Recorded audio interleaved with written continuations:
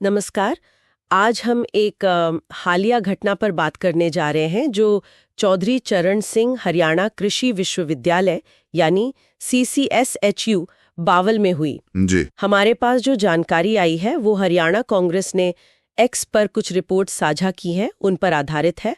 मामला ये है कि विश्वविद्यालय की छात्राएं और कुछ छात्र भी पहले हुए एक लाठीचार्ज के विरोध में शांति से प्रदर्शन कर रहे थे। हाँ, वो लाठीचार्ज जो पहले भी काफी चर्चा में रहा था। बिल्कुल, लेकिन फिर स्थिति तब बिगड़ गई जब ये आरोप सामने आए कि कुछ पुरुष पुलिस अधिकारी और शायद कुछ फैकल्टी सदस्य भी जबरदस्ती गर्ल्स हॉस्टल में घुस गए।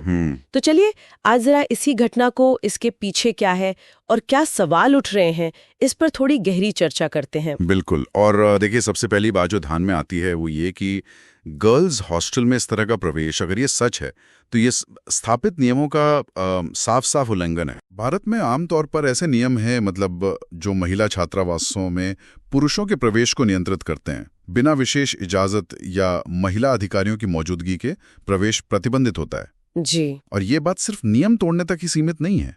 आप सोचिए, उन छात्राओं की निजता, उनकी सुरक्षा, इस पर सीधा सवाल उठता है। रिपोर्ट्स में यह भी है कि छात्राओं ने खुद कहा कि उन्हें डर लगा, वो असुरक्षित महसूस कर रही थीं। एक छात्रा का जिक्र भी है जिसने कहा कि रात के अंधेरे में पुरुष पुलिस वाले दरवाजे पर थे, हमें लगा जैसे हमारी अपनी जगह भी महफूज नहीं। ओह, ये तो बहुत ही चिंताजनक बात है। हाँ, ये सिर्फ नियम का टूटना नहीं है, ये कहीं ना कहीं भरोसे का टूटना भी है। तो ये जो आरोप है हॉस्टल में घुसने का, ये सिर्फ एक नियम तोड़ने से कहीं ज्यादा गंभीर मामला बन जाता है छात्राओं की सुरक्षा के लिहाज से। हाँ, बिल्कुल। जैसा मैंने कहा, ये सिर्फ एक प्रोसीजरल लैप्स या नियम तोड़ना भर नहीं है। ये उन छात्राओं के लिए एक, आप कह सकते हैं, डराने वाला अनुभव हो सकता है। जी। रिपोर्टों में जिक्र है कि वो असुरक्षित महसूस कर रही थी और ये सीधे तौर पर विश्वविद्यालय प्रशासन और जो कानून प्रवर्तन एजेंसी वहां थी, पुलिस, उनके रवैये और उनके निर्णय पर गंभीर सवाल खड़े करता है। क्या स्थिति को संभालने के और तरीके नहीं थे? बिल्कुल। क्या हॉस्टल में जाना ही जरूरी था? क्या कोई महिला अधिकारी साथ नहीं हो सकती थी? ये सवाल स्रोत भी उठा रहे हैं। और इस पर छात्रों की या बाहर के लोगों की क्या प्रतिक्रिया रही? कुछ खास? जी हाँ, प्रतिक्रिया तो काफी तेज रही है। छात्र संगठनों ने, कार्यकर्ताओं ने इसकी काफी निंदा की है। इसे प्राइवेसी का उल्लंघन कहा है, सत्ता का दुरुपयोग बताया है। अच्छा। सोशल मीडिया पर भी काफी चर्चा है। लोग जवाबदेही मांग रहे हैं, न्याय की बात कर रहे हैं। कुछ हैशटैग्स भी ट्रेंड कर रहे थे शायद। दूसरे शिक्षण संस्थानों में हुई ऐसी ही मिलती जुलती घटनाओं से जोड़ रही हैं, एक पैटर्न की तरफ इशारा कर रही हैं। अच्छा जी। और इससे फिर वो बड़ी बहस छिड़ जाती है कि कैंपस में पुलिस की भूमिका क्या हो, छात्रों को विरोध का अधिकार कहाँ तक हो, और सबसे जरूरी, महिला छात्रों की सुरक्षा कैसे सुनिश्चित हो। हाँ, ये पैटर्न वाली बात सोचने पर मजबूर करती है।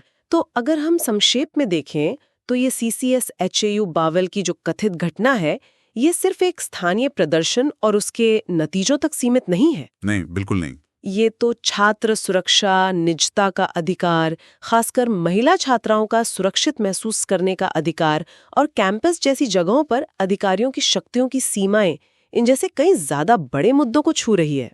आपने बिल्कुल सही कहा।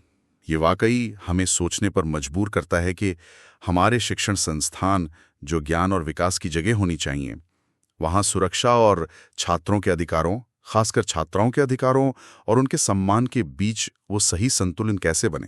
हाँ, संतुलन, खासकर जब माहौल तनावपूर्ण हो, जैसे प्रदर्शनों के दौरान होता है। बिल्कुल, तब ये संतुलन साधना और भी मुश्किल और जरूरी हो जाता है। और शायद यही हमारे श्रोताओं के लिए भी सोचने का एक बिंदु है कि आखिर वो कौन से ठोस कदम उठाए जा सकते हैं जिनसे कैंपस सुरक्षित भी रहे और छात्रों के अधिकारों का, उनकी निजता का, खासकर हॉस्टल जैसी उनकी निजी जगहों पर पूरा सम्मान भी हो।